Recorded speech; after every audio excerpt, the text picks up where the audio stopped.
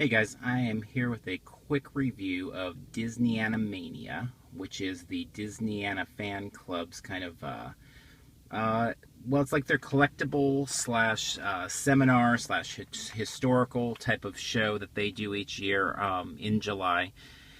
And basically, what it is it's really one of those kind of fan, meaning like a small group of fans, a very niche kind of group that comes to put together a really cool kind of, I believe it's 4-day event that has a lot of kind of the academic setting of kind of the studies of Disney, of what has happened historically. They bring in some great speakers, and just it's really about soaking up the culture of Disney, the history of Disney, and yeah, getting a lot of good insights into things.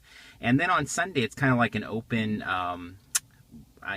for lack of a better term, kind of a swap meet slash collectible show where they have all sorts of collectible type things that you can pick up from Disney. And so for us, we have only ever attended on the Sunday day, partly because the show sits very close to San Diego Comic-Con, which is obviously a big thing for us, and partly because it's super expensive. And so, and not that it's expensive for what you're getting, because you're getting a fully immersive, couple days of almost, walk down history with legends type of a situation. So it's not that it's overpriced or anything like that. It's just, it is pricey and it takes up a bunch of time that we really don't have at this time of year. So we've only attended on the Sunday. So I'm kind of giving a rundown based on, as with many things, kind of an outsider's perspective as someone that's just kind of coming in for a day and checking it out, that wasn't involved in really being a part of that culture and doing things, to use like that Gallifrey terminology of kind of participating in LobbyCon and making a bunch of friends and putting it together. So this is just an outsider's perspective. So as an outsider, coming on Sunday, it's only $6 for access, and they have 2 decent-sized rooms full of collectibles and full of different dealers. So you're not getting access to any panels or anything like that on Sunday. It's just purely the dealer room that we are accessing. And so found some really cool things, and I'd say this kind of sums up a lot of what's there, outside of the only thing we didn't pick up any like pins, because we're not really pin traders, but as you could guess, there's tons of pins there. And so if you're a pin trader, it's a great spot for you.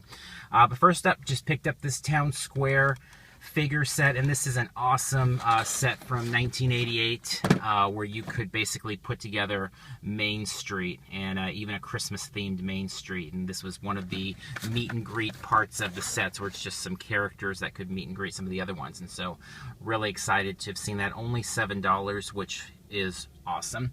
Picked up this Sorcerer Mickey, just old school simple plastic. Like, they used to sell tons of those at Disneyland. It was only $1, and so that was kind of a nostalgic thing for me. The Vinylmation, these just came out. These were $30 at D Street, and they were extremely difficult to get. At the one at Disneyland, they were sold out super early, so for us, we would have had to get up at like 4 in the morning to be able to get there. So I only paid $39, so only a markup of about $10, and was able to pick it up there. So I was ecstatic about that, because we weren't able to get out to D Street to get it. So good deals all the way around with those. And then over here, these are very simple pieces and very cheap. The wet paint sign was $5, which obviously it's one of the Disneyland staples. And then Stark Industries is actually left over from when they were redoing the Stark Expo kind of Hall of Armor area in Innoventions. And this was $10 and this was $5, and these were bought from Theme Park Connections. So one quick note, because I think this hits on something that's very prominent at the show, is there's a lot of access to things that were used in the park. Signs, cast member paychecks, cast member name tags, pieces of ride vehicles, basically a ton of one-of-a-kind or very rare items that you could only get if you got them directly from Disney. So Theme Park Connections has a deal with Disney now where they get a lot of stuff from them, and they've become kind of their consignment agency. And so whether it's bedspreads from the hotels, or there was a box full of dishes from the Polynesian Resort before they just redid things over there, and those were $1 each. So you could have an entire set of stuff from one of the restaurants at the Polynesian at your house for $1 a piece. And so they're really cool things, because obviously they're extremely unique and they're very difficult to find anywhere. Disney really doesn't allow employees to be selling items, and so it's gotten a lot tougher, and they've gotten a lot stricter with those policies, guarding eBay and watching employees and stuff. So that's really a nice thing about Disneyana Mania, is being able to look around and shop for those sorts of really unique items and be able to pick them up. So I was really excited about picking both of those things up.